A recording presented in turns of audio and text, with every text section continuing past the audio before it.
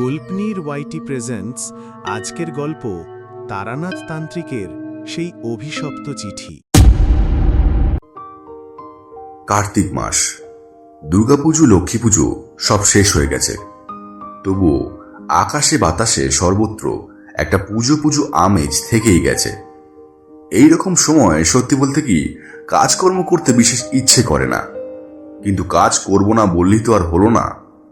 প্রত্যেকেরই অফিস রয়েছে, সেখানে না গেলেই নয়।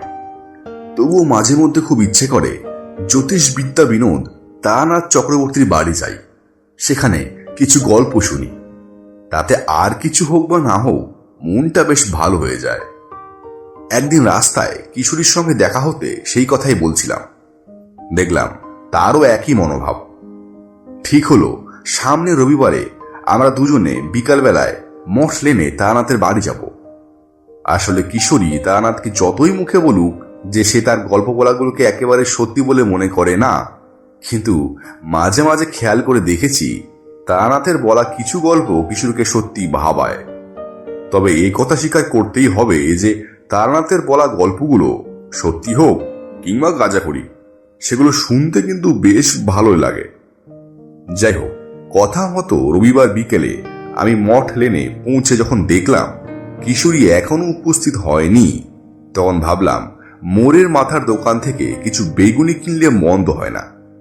আসলে মাসটা কার্তিক হলে কি হবে, এখনো মাঝে মধ্যে বৃষ্টি হচ্ছে, আর এই রকম আবহাওয়ায় গরম গরম চায়ের সাথে তেল দিয়ে মাখা মুড়ি আর বেগুনি স্বাদই আলাদা।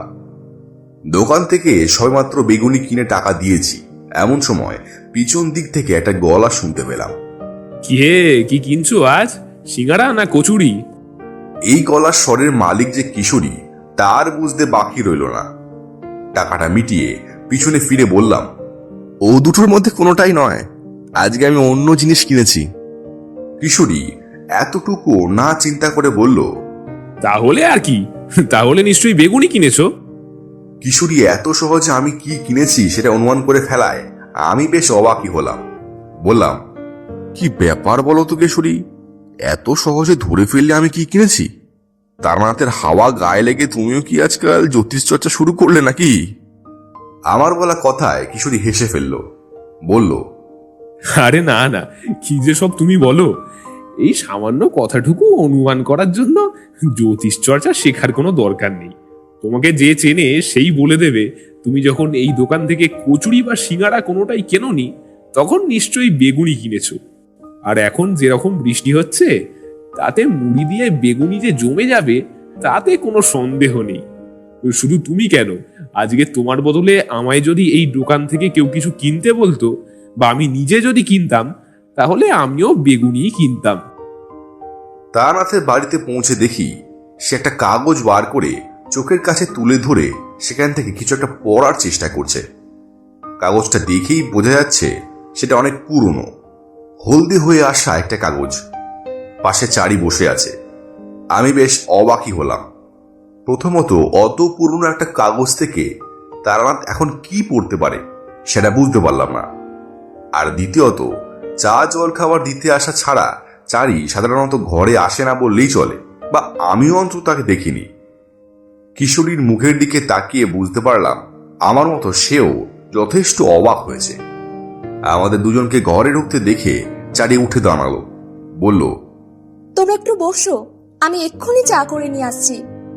তারপর আমার হাত থেকে বেগুনির ঠোঙাটা নিয়ে ভিতরে চলে গেল। কিন্তু তারানাথের মধ্যে কোনো হেলদোল দেখতে পেলাম না। সে যেরকম নিজের চোখের কাছে হলদে হয়ে আসা পুরনো কাগজটা মেলে ধরে কিছু একটা পড়ার চেষ্টা করছিল, তেমনই করতে লাগলো। ব্যাপারটা দেখে আমি আর কিশোরী দুজনেই খুবই অবাক হলাম। কিশোরী তো বলেই ফেললো, ঠাকুর মশাই, ও ঠাকুর মশাই, বলছি ওটা কি পড়ছেন বলুন তো, খুব দরকারি কিছু নাকি? কিশোরীর কথায় তারানাথ একবার চোখ তুলে তাকালেন, তারপর আবার ওই কাগজটা থেকে কিছু পড়বার চেষ্টা করতে লাগলেন। তবে বেশিক্ষণ না, পর মুহূর্তেই কাগজ থেকে আবার চোখ সরিয়ে নিয়ে কাগজটা ভাঁজ করে পাশে রাখলেন। কিশোরী আবার বলল, ওটা কি পড়ছিলেন ঠাকুর মশাই? কোনো দরকারি কিছু? দেখে তো মনে হচ্ছে বেশ পুরনো কাগজ, হলদে হয়ে এসছে। কিশোরীর কথায় তারানাথ একটু যেন অন্যমনস্ক হয়েই বলল, হ্যাঁ, দরকারি কিছুই বটে। অনেক দিনের পুরনো এটা, তুমি ঠিকই বলেছ। তাহলে দরকারি ছিল বলুন, এখন আর নেই। ছিল শব্দটার উপরে জোর দিয়ে কথা কটি বলায় কিশোরীর উপর তারানাথ যেন একটু বিরক্তই হলো। বলল, পুরনো হয়ে যাওয়া জিনিস মানেই যে সেটা আর দরকারি নয়, সেটা তোমায় কে বলল কিশোরী? যেমন ধরো কোনো মানুষের জন্ম কুষ্ঠি, সেই মানুষটি জন্মাবার কিছু মাস বা কিছু বছরের মধ্যেই তৈরি করা হয়। পণ্ডিত মানুষেরা তা বানান। তার মানে কি সেই মানুষটির বয়সের সাথে সাথে তার জন্ম কুষ্ঠির প্রয়োজনীয়তা কমে আসে? কিংবা ধরো কোনো জমির দলিল, জমি যত পুরনো হয় তার মালিকের কাছে তার দলিলের গুরুত্ব কি ততই কমে আসে? তুমি তো এখনকার দিনের লেখাপড়া জানা, অফিসে কাজকর্ম করা চালাক চতুর ছেলে। তোমার কি মনে হয় এই যে দুটো উদাহরণ আমি তোমায় দিলাম, এখান থেকে তুমি কি বুঝলে? পুরনো হলেই কাগজ অদরকারি হয়ে পড়ে, তার কদর কমে যায়। তারানাথের কথায় যুক্তি আছে বলতেই হবে।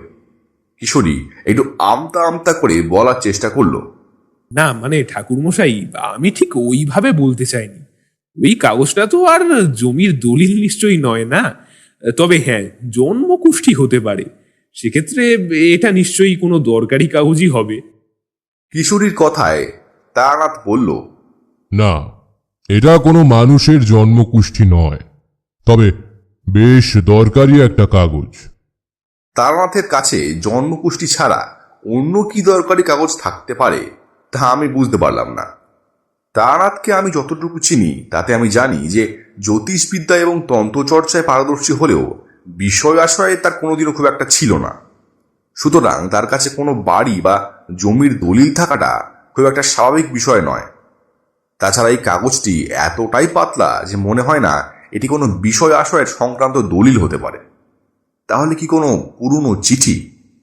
কৌতূহল দমন করতে না পেরে আমি তারানাথকে সে কথায় জিজ্ঞাসা করেই ফেললাম, তাহলে কি ঠাকুরমশাই এটা কোনো পুরনো চিঠি? এইবার তারানাথের চোখ মুখ আগের থেকে যেন কিছুটা উজ্জ্বল হয়েছে। সে বলল, হ্যাঁ, ঠিকই ধরেছ, এটা একটা চিঠি বটে, অনেক পুরনো চিঠি, তবে আমার লেখা নয়। অন্যের লেখা চিঠি? ঠাকুরমশাই, অন্যের লেখা চিঠি নিয়ে আপনি কি করছেন? আমার কৌতূহলের কথাটাই যেন কিশোরীর মুখ দিয়ে বেরিয়ে গেল। ভাবছ তো অন্যের লেখা চিঠি আমার কাছে কেন? আছে আছে, তার একটা কারণ অবশ্য আছে। আসলে এটা আমি কলকাতায় নয়, অন্য একটা জায়গায় খুঁজে পেয়েছিলাম, তারপর এটা আমার কাছেই রেখে দিই। তারও কারণ আছে। তারানাথের কথা শুনে আমি আর কিশোরী দুজনের মুখের দিকে তাকালাম। এটা বুঝতে কোনো অসুবিধাই হলো না যে কিশোরীও আমার মতোই একই কথা ভাবছে যে যাক, এখন তাহলে তারানাথের মুখ থেকে একটা গল্প শোনা যেতে পারে। কি ভাবছ? বর্ষাকাল না হয়েও বাইরে যখন আকাশ কালো করে বৃষ্টি পড়ছে, তখন একটা গল্প শুনলে মন্দ হয় না, তাই তো? তা তোমরা যখন চাইছো তখন শোনো তাহলে। তবে যাকে তোমরা গল্প বলো এ কিন্তু তা নয়। তোমরা বিশ্বাস করো বা না করো সে তোমাদের ব্যাপার, কিন্তু আসলে এটা কোনো মন গড়া গল্প নয়, এটা একটা সত্যি অভিজ্ঞতা। ইতিমধ্যেই 4-3 কাপ ধোঁয়া ওঠা লাল চা আর 3টে পাত্রে তেল দিয়ে মাখা মুড়ি আর বেগুনি নিয়ে চলে এসেছে।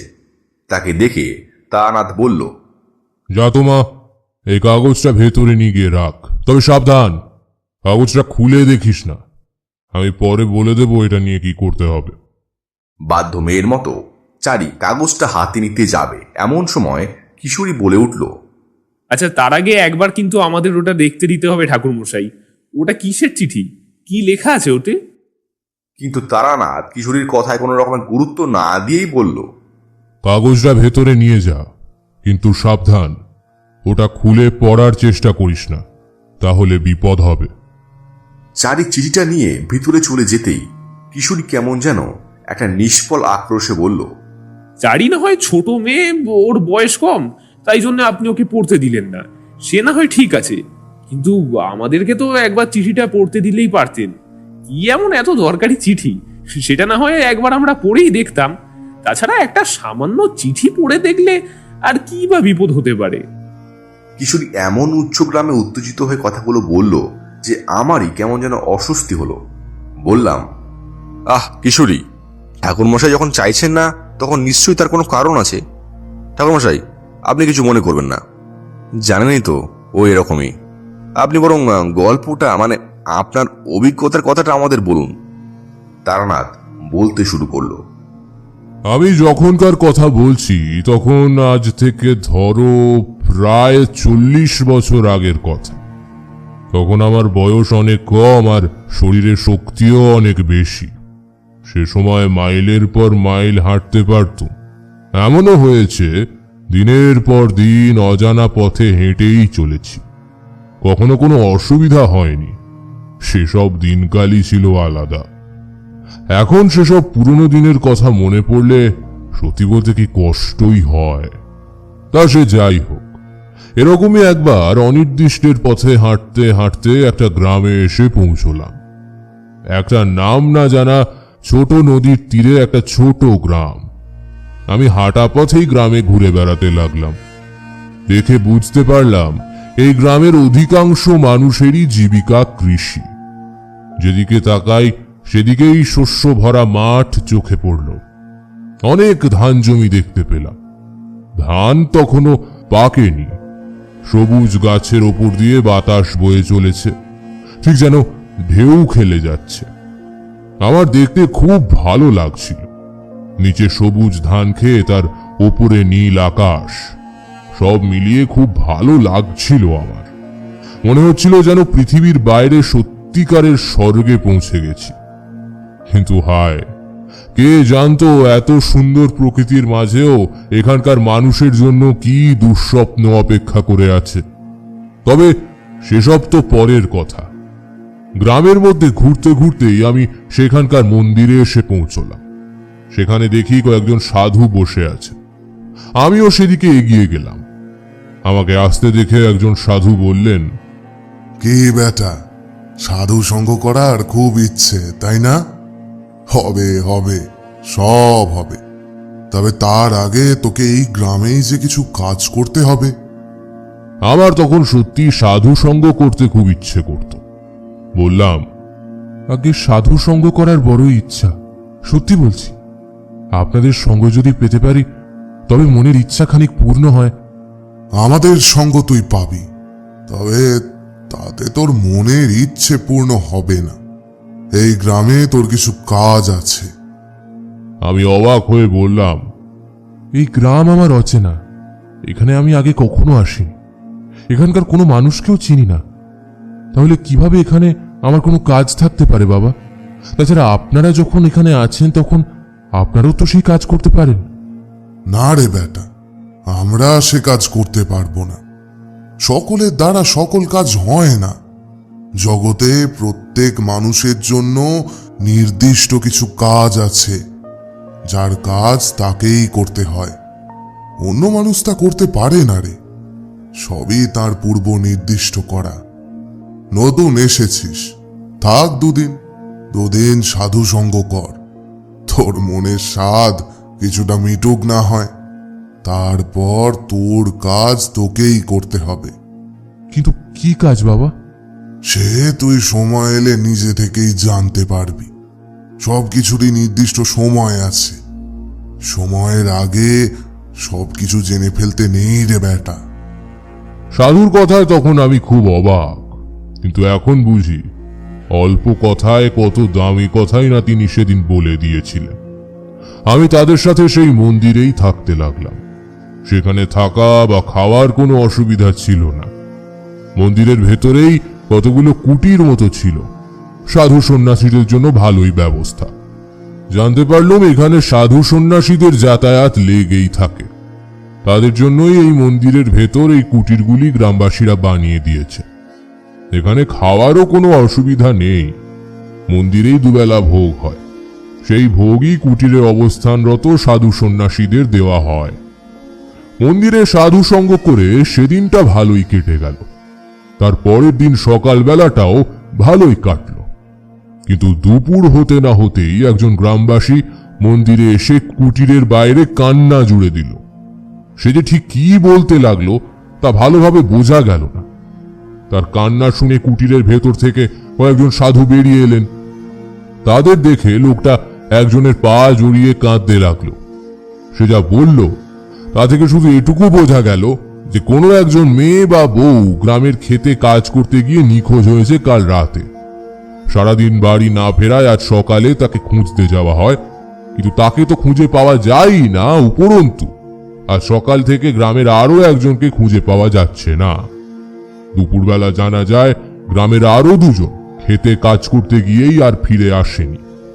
অর্থাৎ 24 ঘন্টা কাটতে না কাটতেই গ্রামের 4 জন মানুষ নিখোঁজ হয়েছে। কিন্তু তারা যে কিভাবে নিখোঁজ হলো, কোথায় বা নিখোঁজ হলো, কিছুই জানা যাচ্ছে না। শুধু এটুকু বোঝা যাচ্ছে গ্রামেরই খেতে কাজ করতে গিয়ে কোনো না কোনো ভাবে এই মানুষগুলো হারিয়ে গেছে। সব কথা শুনে সাধু বললেন, সবই তো শুনলাম, কিন্তু তুই আমাকে এই কথাগুলো বলছিস কেন? আমি ভগবানের পুজো করি, সারাদিন ভগবানকেই ডাকি। আমি এর কি উপায় করতে পারি? তুই বরং গিয়ে পুলিশকে বল, গ্রামের আর 5 জন মানুষকেও বল, যারা তোকে সাহায্য করতে পারবে। আমরা সাধু সন্ন্যাসী মানুষ, আমরা এর কি উপায় করতে পারি বলতো? মানুষটাকে দেখে আমার কেমন যেন মায়া হলো। খুব অসহায় মনে হলো তাকে। যারা হারিয়ে গেছে তারা এর কে হয় তা আমি জানি না, কিন্তু তাদের কারণে এই মানুষটা যে খুবই কষ্ট পাচ্ছে সেটা বেশ ভালোই বুঝতে পারলাম। বললাম, যারা হারিয়ে গেছে তাদের মধ্যে আপনার কোনো নিকট আত্মীয় আছে কি? মানুষটা এতক্ষণ পর্যন্ত সাধুদের কাছেই নিজের কথাগুলো জানাচ্ছিল, আমাকে এসে লক্ষ্য করেনি। এবার আমার কথা শুনে সে আমার দিকে তাকালো, তারপর আস্তে আস্তে বলল, হ্যাঁ, তাদের মধ্যে আমার মেয়ে আছে। সে যে হারিয়ে গিয়েছিল তা আমি আগে জানতে পারিনি, জেনেছি অনেক পরে। তার শ্বশুর বাড়ি থেকে একটু আগেই জানিয়েছে আমায়। আগে জানলে আগেই ছুটে আসতাম, আগেই সাধু বাবাদের পায়ে পড়ে যেতাম আমি। তারপর আমার দিক থেকে মুখ ফিরিয়ে সে আবার সাধুদের কাছেই অনুনয় বিনয় করতে লাগলো। সে যেভাবে সাধুদের সাথে কথা বলতে লাগলো তাতে এটা বুঝতে আমার কোনো অসুবিধাই হলো না যে আমাকে সে ধর্তব্যের মধ্যেই ফেলেনি। অবশ্য সেটাই স্বাভাবিক। আগের দিন যে সাধুর সঙ্গে কথা হয়েছিল তিনি আমায় বলেছিলেন এই গ্রামে আমার কিছু কাজ আছে। আজ এই মানুষটা এখানে আসার পর আমি যেন বুঝতে পারলাম আমার ঠিক কি কাজ আছে এই গ্রামে। আমার মনে হতে লাগলো এখানে উপস্থিত সাধু যতই বলুন না কেন যে হারিয়ে যাওয়া মানুষগুলোর খোঁজ করার জন্য পুলিশের কাছে যেতে বা এই গ্রামেরই অন্যান্য মানুষের কাছে যেতে যারা সাহায্য করতে পারে, আসলে এই হারিয়ে যাওয়ার পেছনে কোনো অলৌকিক কারণ রয়েছে। আর তাই পুলিশ বা এই গ্রামের অন্য কোনো ক্ষমতাশালী ব্যক্তি নয়, বরং আমি হয়তো এই মানুষগুলোকে সাহায্য করতে পারবো। বললাম, কোন জায়গা থেকে তারা হারিয়ে গেছেন? মানে তা কি আপনি জানেন? আমাকে কি সেখানে নিয়ে যেতে পারবেন? আমি হয়তো কোনোভাবে আপনাদের সাহায্য করতে পারি। তখন আমার বয়স কম ছিল, হয়তো সেই কারণেই গ্রামের সেই মানুষটা আমার কথাকে খুব একটা গুরুত্ব দেওয়ার প্রয়োজন মনে করল না। তখন আগের দিনের সেই সাধুটা আবার বললেন, যা বেটা, ওকে নিয়ে যা। আমরা নয় রে, ওই হলো সঠিক মানুষ। ওই বলতে পারবে কোথায় তারা হারিয়ে গেল আর কি করেই বা তারা হারিয়ে গেল। পারলে ওই পারবে তাদের ফিরিয়ে আনতে। যা বেটা যা, ওকে তোর সঙ্গে নিয়ে যা। সাধুর কথা শুনে লোকটা বোধহয় কিছুটা আশ্বস্ত হলো। আমার প্রতিও হয়তো তার কিছুটা আস্থা জন্মালো। আমাকে নিয়ে এসে তাদের গ্রামের অন্যান্য মানুষ যেখানে জড়ো হয়েছিল সেখানে গেল। গ্রামের প্রায় মাঝখানে একটা বড় বট গাছ, দেখেই বোঝা যাচ্ছে গাছটা অনেক বছরের পুরনো। সেই বট গাছটা থেকে অনেক ঝুড়ি বেরিয়ে মাটিতে এসে মিশেছে। গাছটার সামনে সিমেন্টের একটা বেদি রয়েছে। দেখলাম সেখানে বয়স্ক কিছু ব্যক্তি বসে রয়েছে। মনে হলো তারা বোধহয় গ্রামের মোড়ল জাতীয় কেউ হবেন। আমাকে সেখানে নিয়ে যাওয়ার পর তাদের মধ্যে থেকেই কেউ কেউ বলে উঠলেন, গদাধর, এ কাকে নিয়ে এলে? এ তো দেখছি কম বয়সী একটা ছেলে। এ কি করবে?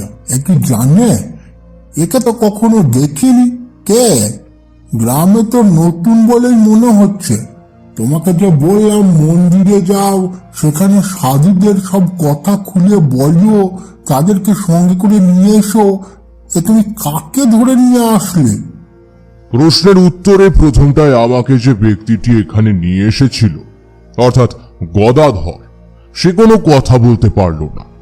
তারপর মন্দিরে যা যা কথা হয়েছে সে সবই সে সেখানে উপস্থিত মানুষদের বলল।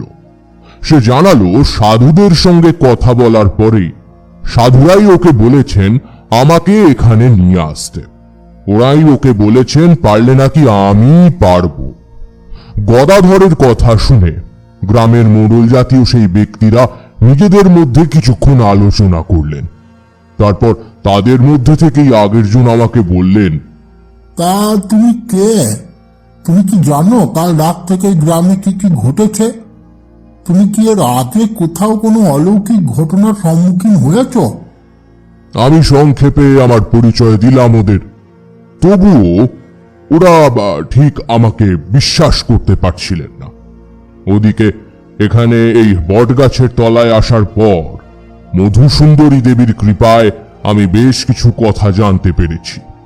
এই গ্রামের কিছু মানুষের, বিশেষত মহিলাদের বিপদ যে আসন্ন তা জানতে পেরেছি।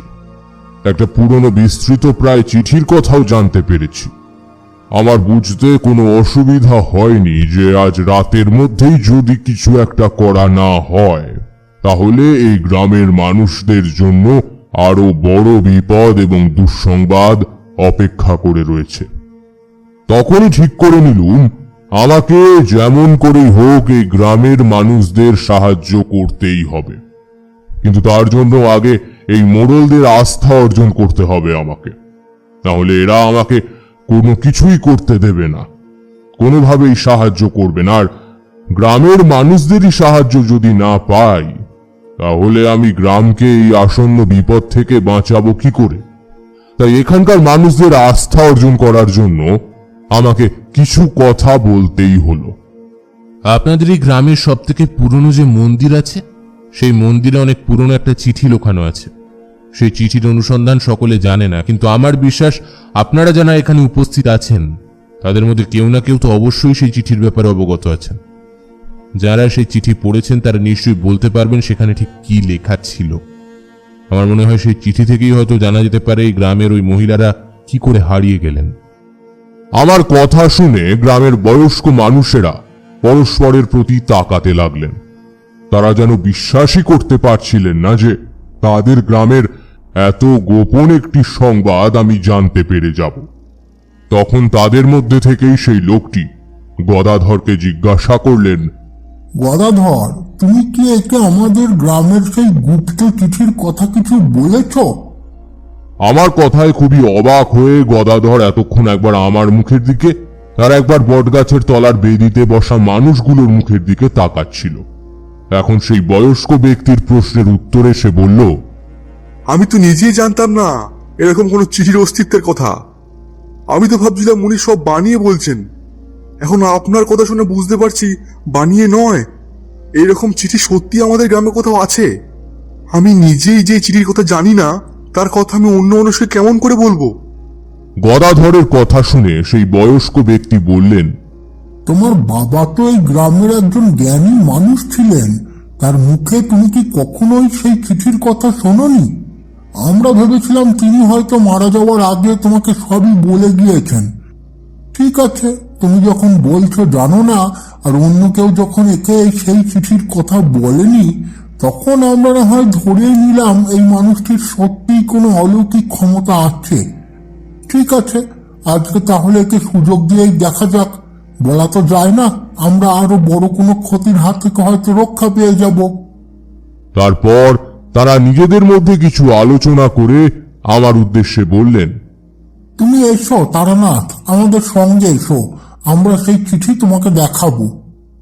ওদের সঙ্গে গ্রামের সব থেকে পুরনো মন্দিরে গিয়ে আমি একটা হলদে হয়ে আসা কাগজ দেখলাম। বুঝতে পারলাম এই হলো সেই চিঠি, যার কথা মধুসুন্দরী দেবী আমাকে জানিয়েছেন।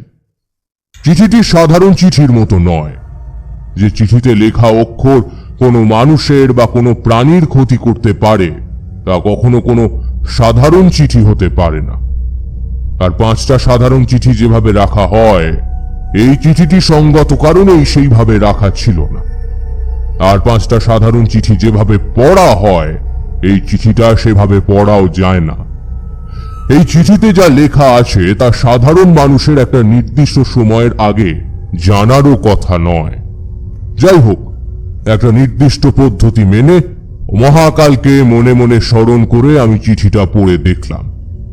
আমার সঙ্গে আরো যে 3 জন বয়স্ক ব্যক্তি উপস্থিত ছিলেন, আমি তাদের জিজ্ঞাসা করলাম তাদের মধ্যে কেউ ওই চিঠি পড়ে দেখেছেন কিনা।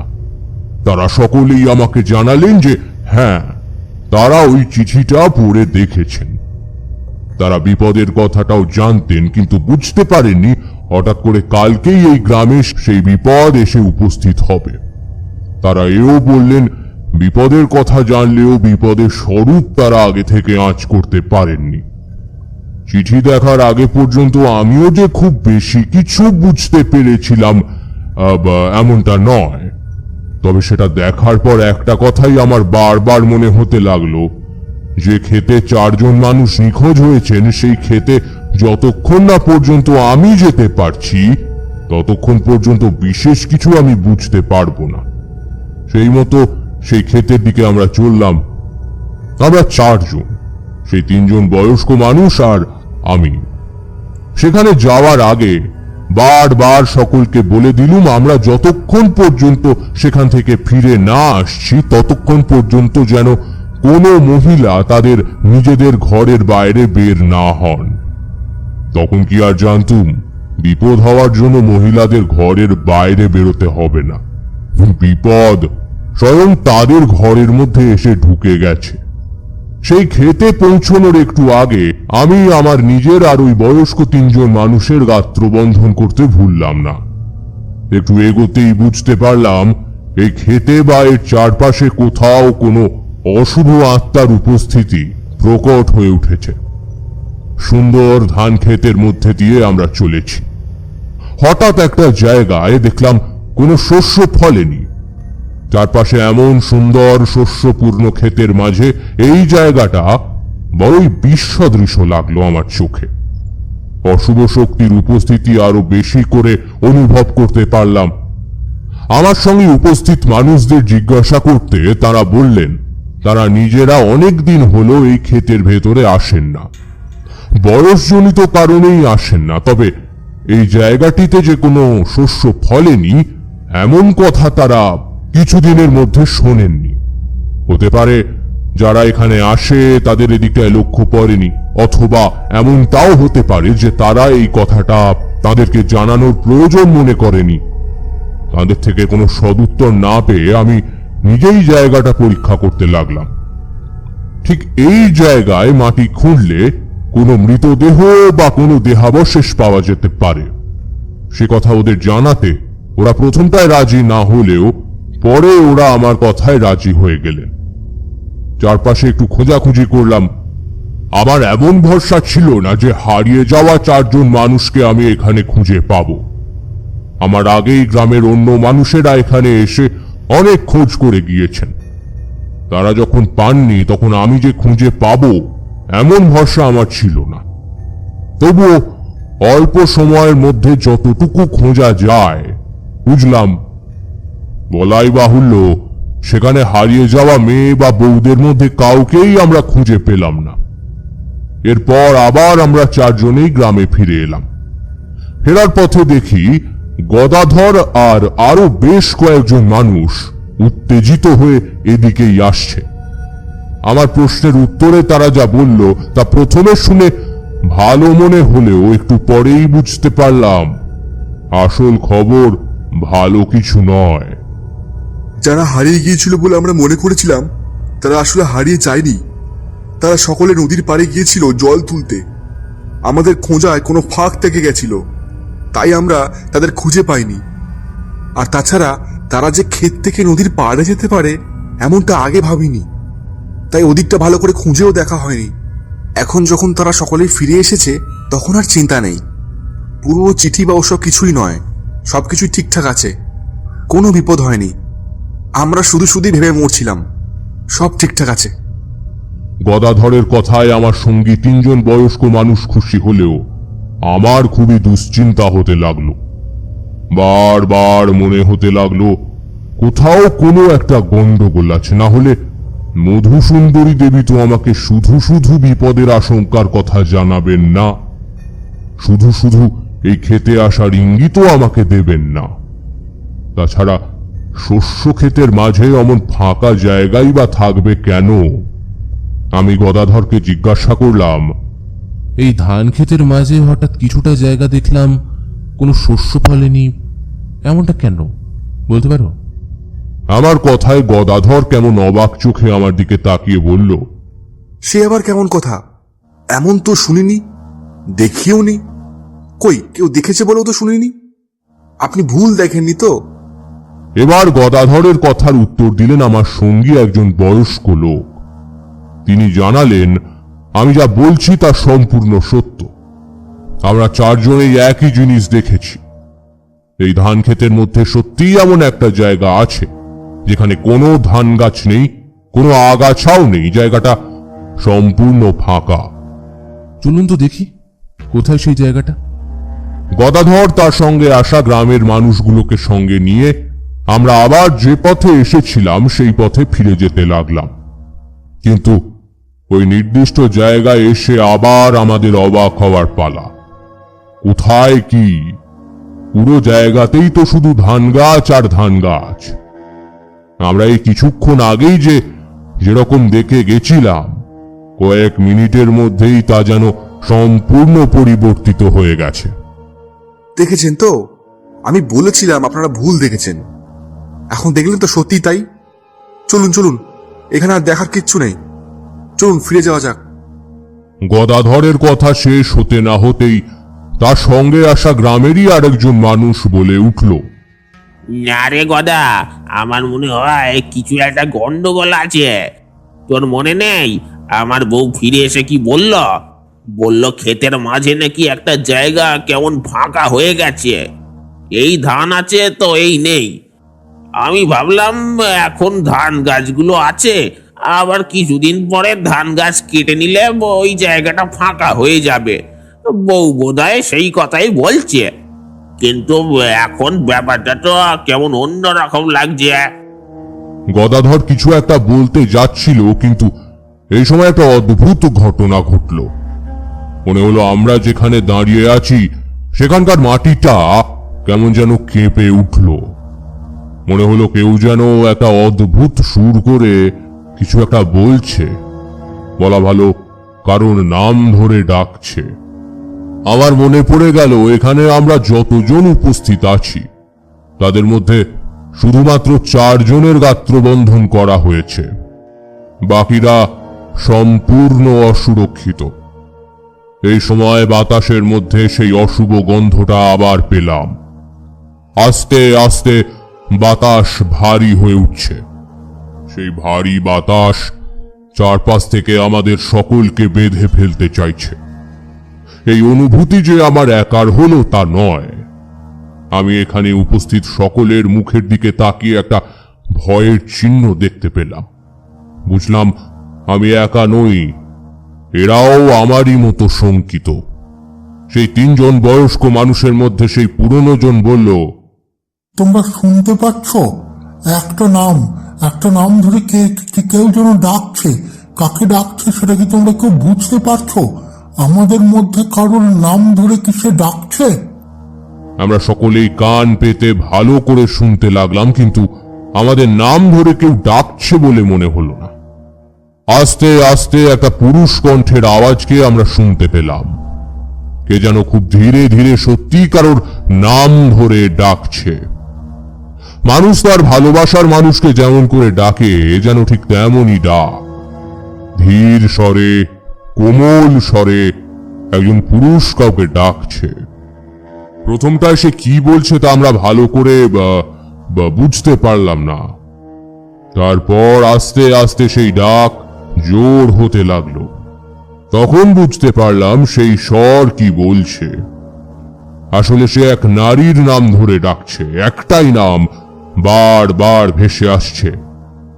বাঁদিক থেকে, ডান দিক থেকে, সামনে দিক থেকে, পেছন দিক থেকে, ওপর থেকে, নিচে থেকে, ওপর সামনাসামনি, পাশাপাশি, ওপর নিচ, কোনাকুনি, সেই একটাই নাম বারবার ভেসে আসছে 10 দিক থেকে। মনে হচ্ছে আমাদের চারপাশে যে বাতাস বইছে সেই বাতাসে যেন সেই একটাই নাম খোদাই করা আছে। সে খুব ধীরে বইছে সেই ভারী বাতাস, আর আমরা সকলেই সেই নাম শুনতে পাচ্ছি। সুধা, সুধা, আমার প্রাণ সুধা, সুধা। হঠাৎ চোখ গেল গদাধরের দিকে। মনে হলো তার ঠোঁট নড়ছে, সে যেন কিছু একটা বলতে চাইছে কিন্তু কিছুতেই বলতে পারছে না। তার গলার স্বর বদ্ধ হয়ে গেছে, আওয়াজ বেরোচ্ছে না তার গলা দিয়ে। চোখ গেল গদাধরের সাথে আসা আরেকজন অপেক্ষাকৃত কম বয়সী গ্রামবাসীর দিকে। দেখলাম তারও ঠোঁট নড়ছে, সেও আপ্রাণ চেষ্টা করছে কিছু একটা বলার, কিন্তু বলতে পারছে না।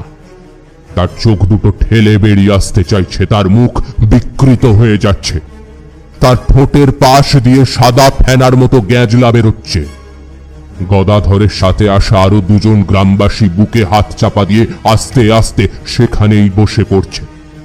তাদের দেখে বোঝা যাচ্ছে তাদের শরীরে একটা কোনো ভীষণ কষ্ট হচ্ছে, কিন্তু তারা কেউ সেটা বলতে পারছে না। তারা কেউই রেহাই পাচ্ছে না কোনো একটা সাংঘাতিক শারীরিক কষ্ট থেকে। এদিকে আমাদের ঘিরে রেখেছে সেই ভারী বাতাস। সেই বাতাস সমানে আরো ভারী হচ্ছে। এখানে উপস্থিত অশুভ শক্তি আস্তে আস্তে তার প্রভাব বিস্তার করছে। এখন আরো স্পষ্টভাবে শোনা যাচ্ছে সেই ডাক, সেই নাম ছড়িয়ে যাচ্ছে ডান দিক থেকে বাঁ দিক, নিচ থেকে ওপরে, সামনে থেকে পেছনে, ওপর থেকে নিচে, পাশাপাশি, কোনাকুনি। শুধু একটাই নাম, শুধু একটাই ডাক। সুধা, সুধা, সুধা, আমার প্রাণ সুধা, সুধা। আমি বুঝতে পারলাম এই অশুভ শক্তির কারণে তারা ক্রমশ অসুস্থ হয়ে পড়ছে। একবার ফিরে তাকালুম আমার সঙ্গে আসা 3 জন বয়স্ক মানুষের দিকে। না, তারা ভালোই আছেন, কোনো শারীরিক অসুবিধার মধ্যে অন্তত তাদের পড়তে হচ্ছে না। বুঝলাম গাত্রবন্ধন থাকার ফলেই এই অশুভ শক্তি তাদের কোনো ক্ষতি করতে পারেনি। এদিকে সেই ডাক ক্রমশ তীব্র থেকে তীব্রতর হচ্ছে। এখন যেন আমাদের প্রত্যেকের কানের কাছে জোরে জোরে কেউ বলে যাচ্ছে, সুধা, সুধা, সুধা, আমার প্রাণ সুধা, সুধা। হঠাৎ সেই ডাক ছাপিয়ে আমি আমার কানের কাছে যেন অন্য একটা ডাক শুনতে পেলাম। কে যেন অতি ধীর স্বরে আমার কানে কানে বলছে, বেটা, তোর ঝোলাটা দেখ, সেখানে মায়ের প্রসাদী ফুল আছে। ওই ফুলটা বার করে ছুঁয়ে দে সকলের কপালে। তাড়াতাড়ি কর বেটা, তোর এখনো অনেক কাজ বাকি। এই কণ্ঠস্বরটা চিনতে আমার ভুল হলো না। ইনি তো সেই সাধু, কাল যার সঙ্গে মন্দিরে আমার প্রথম কথা হয়েছিল। আমার ঝোলাটা আমার কাঁধেই ছিল। তার ভেতরে হাত দিতেই বুঝতে পারলাম সেখানেই সত্যি একটা ফুল রয়েছে। আমার বুঝতে বাকি রইল না সেই সাধুই কোনো এক অবসরে আমার এই ঝোলার মধ্যে মন্দির থেকে মায়ের প্রসাদী ফুল এনে ঢুকিয়ে রেখেছিলেন। আমি সেই ফুল আমার নিজের হাতে নিতেই কোথা থেকে যেন একটা গর্জন শুনতে পেলাম। মনে হতে লাগলো কোথাও যেন বিশাল ঝড় উঠেছে। আমার চারপাশে ঘূর্ণাবর্তের মতো একটা বাতাস আমাকে ঘিরে ফেলল। আমার চারপাশে শোঁ শোঁ শব্দে বয়ে যেতে লাগলো। একই সঙ্গে সেই সুধা সুধা ডাক আরো তীব্র হতে লাগলো। সুধা, সুধা, সুধা। গদাধর এবং আরো অন্যান্য গ্রামবাসীদের অবস্থা আরো শোচনীয় হয়ে উঠেছে। এমন সময় ঝড়ে সেই শোঁ শোঁ শব্দ অতিক্রম করে আবার শুনতে পেলাম সেই সাধুর কণ্ঠস্বর। তবে এবার আর তিনি আমাকে কোনো কথা বললেন না, তার পরিবর্তে এবার আমি মন্ত্রোচ্চারণ শুনতে পেলাম। দুর্গান শিবান শান্তিকারিং ব্রহ্মাণি ব্রাহ্মণ্য প্রিয়ং সর্বলোক প্রাণত্তিঞ্চ প্রণমামি সদা শিবান মঙ্গলং শোভনং শুদ্ধং নিষ্কলং পরমং কলং বিশ্বেশ্বরিং বিশ্বমতাং চণ্ডিকাং প্রণমাম্যহম। দুর্গান শিবান শান্তিকারিং ব্রহ্মাণি ব্রাহ্মণ্য প্রিয়ং সর্বলোক প্রাণত্তিঞ্চ প্রণমামি সদা শিবান মঙ্গলং শোভনং শুদ্ধং নিষ্কলং পরমং কলং বিশ্বেশ্বরিং বিশ্বমতাং চণ্ডিকাং প্রণমাম্যহম। দুর্গান শিবান শান্তিকারিং ব্রহ্মাণি ব্রাহ্মণ্য প্রিয়ং সর্বলোক প্রাণত্তিঞ্চ প্রণমামি সদা শিবান মঙ্গলং শোভনং শুদ্ধং নিষ্কলং পরমং কলং বিশ্বেশ্বরিং বিশ্বমতাং চণ্ডিকাং প্রণমাম্যহম। পরপর 3 বার এই মন্ত্র উচ্চারিত হওয়ার সঙ্গে সঙ্গেই সেই ঝড় স্তিমিত হয়ে এলো, কিন্তু তার প্রকোপ কমলেও একেবারে থেমে গেল না। এতক্ষণ আমার চারপাশে সেই হঠাৎ ওঠা ঝড়ের দাপটে আমি অন্য কোনো গ্রামবাসীদের দেখতে পাচ্ছিলাম না। এখন সবাইকেই দেখতে পেলাম। গাত্রবন্ধন করে দেওয়া সেই 3 জন বয়স্ক মানুষ ছাড়া আর সকলেই খুব কষ্ট পাচ্ছে। আমি মায়ের প্রসাদী ফুল প্রথমে গদাধরের কপালে এবং সারা শরীরের স্পর্শ করালাম। তারপর একে একে সেখানে উপস্থিত সমস্ত গ্রামবাসীদের শরীরে ছুঁয়ে দিলাম। সেই সঙ্গে স্মরণ করলাম মাকে। দুর্গাং শিবাং শান্তিকারিং ব্রহ্মাণি ব্রহ্মণ্য প্রিয়াং সর্বলোক প্রণীতিঞ্চ প্রণমামি সদা শিবাং মঙ্গলাং শোভনাং শুদ্ধাং নিষ্কলাং পরমাং কলাং বিশ্বেশ্বরিং বিশ্বমাতাং চণ্ডিকাং প্রণমাম্যহম। আমার সঙ্গে সঙ্গে সেই সাধুর কণ্ঠস্বর শুনতে পেলাম। একবারের জন্য তিনি মন্ত্রোচ্চারণ থামাননি, তবে আস্তে আস্তে তার কণ্ঠস্বরের তীব্রতা কমে আসছিল। সেই সঙ্গে আমাদের চারপাশে সেই ঝড়েরও তীব্রতা কমতে কমতে একসময় সেটা পুরোপুরি থেমে গেল। তারপর আমাদের চারপাশে থাকা সেই ভারী বাতাসও কেটে যেতে লাগলো। একসময় সেই ভারী বাতাসের আর কোনো অস্তিত্বই অনুভব করতে পারলাম না। আমি আমার সঙ্গে থাকা সব গ্রামবাসীদের দিকে তাকালাম। তাদের দেখে এখন আগের থেকে অনেকটাই সুস্থ বলে মনে হচ্ছে। সকলেই মাটির ওপরে বসে পড়েছে, সকলেই হাঁপাচ্ছে, মুখটা হাঁ করে শ্বাস নিচ্ছে, যেন কি একটা সাংঘাতিক ঝড় বয়ে গেছে তাদের সকলের ওপর দিয়ে। এদিকে সেই মন্ত্রোচ্চারণ এখনো আর প্রায় শোনাই যাচ্ছে না। আমি এখন আর সেই সাধুর কণ্ঠস্বর শুনতে পাচ্ছি না। গ্রামবাসীদের সকলের কপালে আরো একবার মায়ের সেই প্রসাদী ফুল স্পর্শ করি আমি সাধু বাবার সন্ধান করলাম। সাধু বাবা, আপনি কি শুনতে পাচ্ছেন আমার কথা? আপনি কি আছেন এখানে? কোনো উত্তর এলো না। আমি এবার ডাকতে লাগলাম, সাধু বাবা, সাধু বাবা। কিন্তু বেশ কয়েকবার ডাকার পরেও যখন কোনো উত্তর পেলাম না, তখন ঠিক করলাম এই থেকে ক্ষেত থেকে বেরিয়ে মন্দিরে গিয়ে তার খোঁজ করব। সেই ক্ষেতেই আরো কিছুক্ষণ অপেক্ষা করার পর আস্তে আস্তে গ্রামবাসীরা সুস্থ হয়ে উঠতে লাগলো। সকলকে নিতে বেরিয়ে গেলাম ক্ষেতের বাইরে।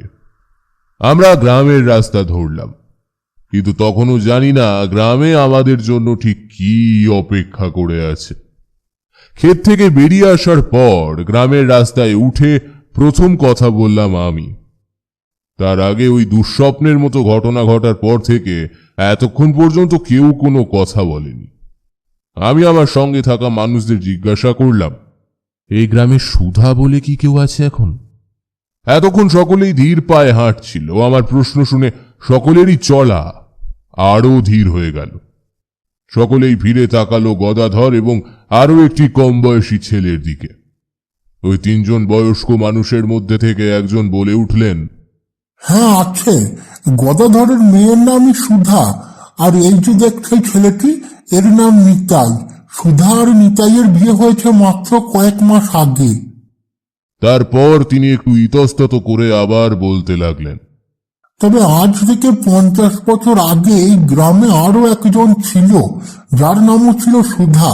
আমার মনে হয় সুধা নামে যে মেয়েটিকে ডাকা হচ্ছিল সে আসলে আমাদের গদাধরের মেয়ে সুধা বা আমাদের নিতাইয়ের বউ সুধা নয়। সে আসলে সেই সুধা আজ থেকে 50 বছর আগে এই গ্রামে অত্যাচারিত হয়ে মৃত মেয়ে সুধা। 50 বছর, এই একটা শব্দ থেকেই আমি অনেক কিছু বুঝতে পারলাম। মধুসুন্দরী দেবী এই গ্রামে আসার পরেই আমাকে ঠিক কি বোঝাতে চেয়েছিলেন। বুঝতে পারলাম এই গ্রামের সব থেকে পুরনো মন্দিরে যে চিঠি রাখা আছে সেখানে ঠিক কি বলতে চাওয়া হয়েছে। চিঠির ব্যাপারটা বোধহয় আমার সঙ্গে থাকা গ্রামের 3 জন বয়স্ক মানুষও বুঝতে পেরেছিলেন, কারণ তাদের কৈশোরকালে বা যৌবনকালে সেই ঘটনার সাক্ষী থেকেছিলেন আর সেই চিঠিও পড়েছিলেন। এখন তাদের মধ্যে থেকেই একজন বললেন, ওই চিঠিটা হলে সত্যি হলো? তার মানে তিনি বাকি কথাটা শেষ করতে পারলেন না। আতঙ্কে তার মুখ পাণ্ডুর হয়ে গেল।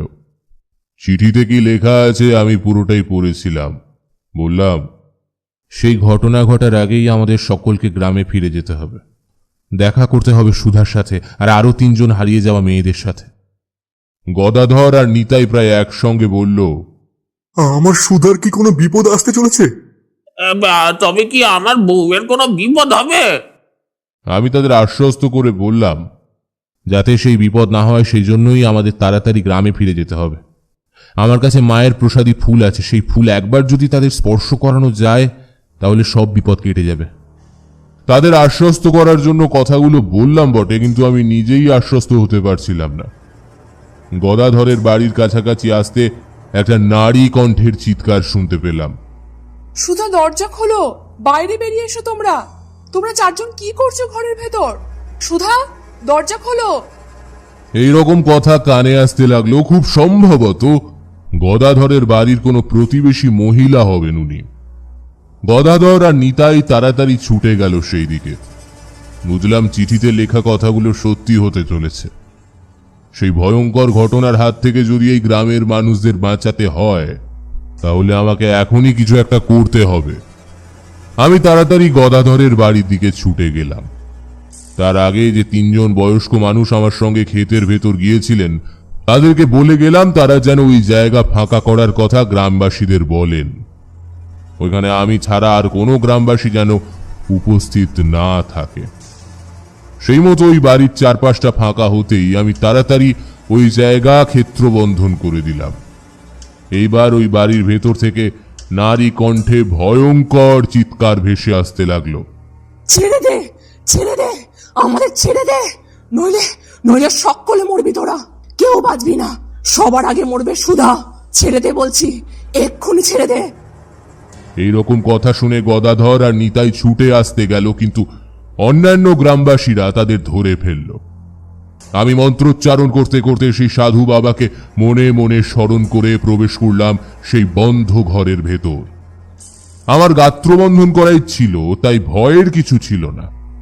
ভেতরে ঢুকে দেখি সেখানে 4 জন মহিলা জড়সড় হয়ে ঘরের মাঝখানে দাঁড়িয়ে রয়েছেন।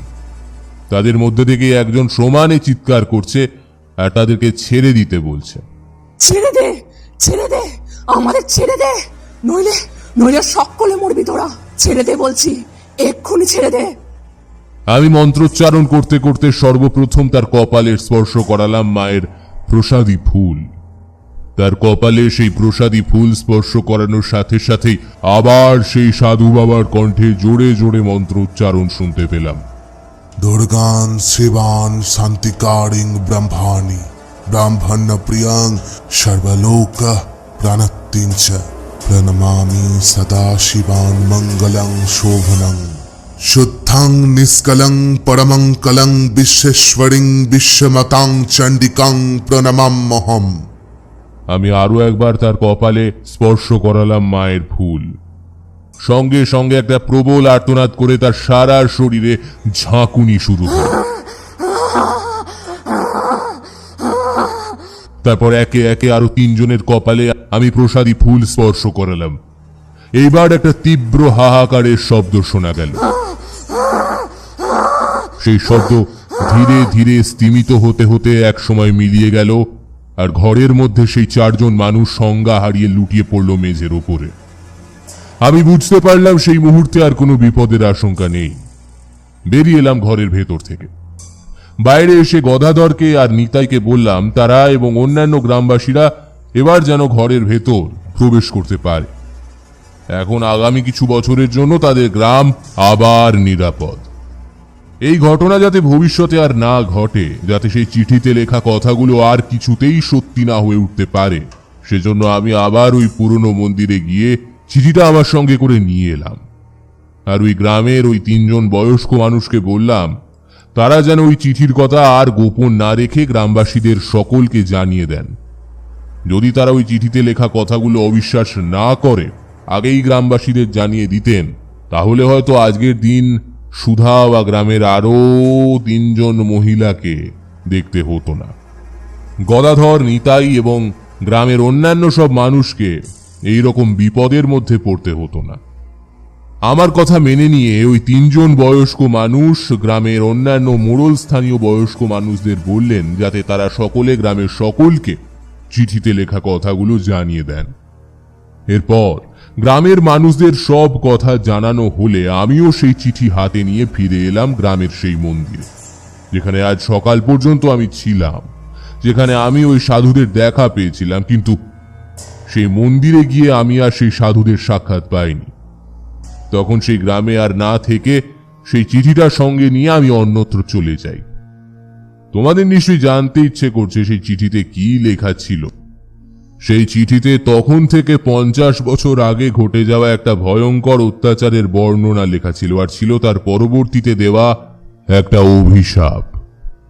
50 বছর আগে সেই গ্রামেরই একটি মেয়ে, যার নাম ছিল সুধা, তাকে সেই গ্রামেরই নির্জন ধান ক্ষেতের মধ্যে নিয়ে গিয়ে তার উপর অকথ্য অত্যাচার করে তাকে মেরে ভাসিয়ে দেওয়া হয় নদীর জলে।